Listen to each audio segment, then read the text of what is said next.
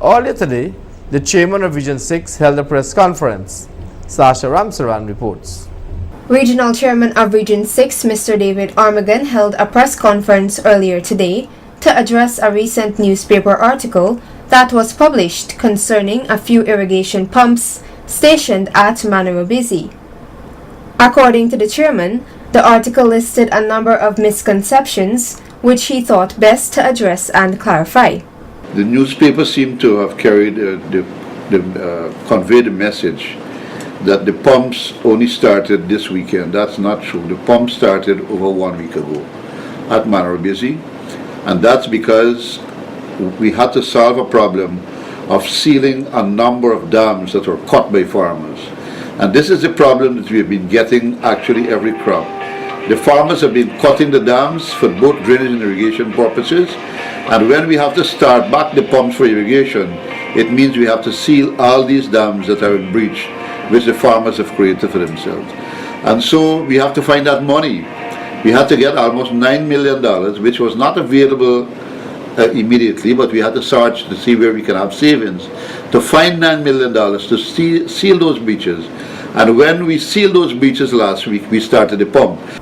The chairman further revealed, the RPA president is making a big issue of this starting of the pump, but the RPA as a representative for farmers need to educate farmers too, that they should not be cutting the dams and expect that the regional administration every crop has to find $9-10 million to seal those dams, because there will come a time when we will not have those monies to do those dams again, and they need to take responsibility for their own action.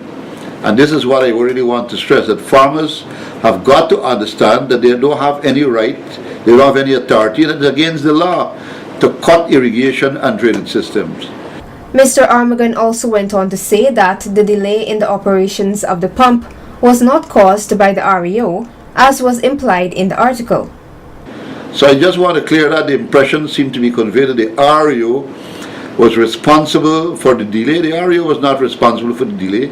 The delay was caused because we had to find money, $9 million to find a contractor. And of course, you know, the procurement system, how it operates, we have to go through the tender board and everything else. And these things takes time. I mean, the tender board and everything else, having to go through all these systems. Nobody wants to create emergencies all the time, because that's dangerous.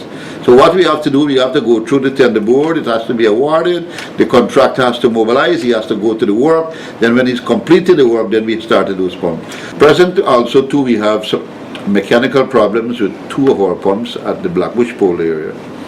But the NDIA, who's responsible for those pumps at the Blackbush Pole irrigation system, they have already hired a contractor as a matter of an emergency to get that work done, so it might take a few days.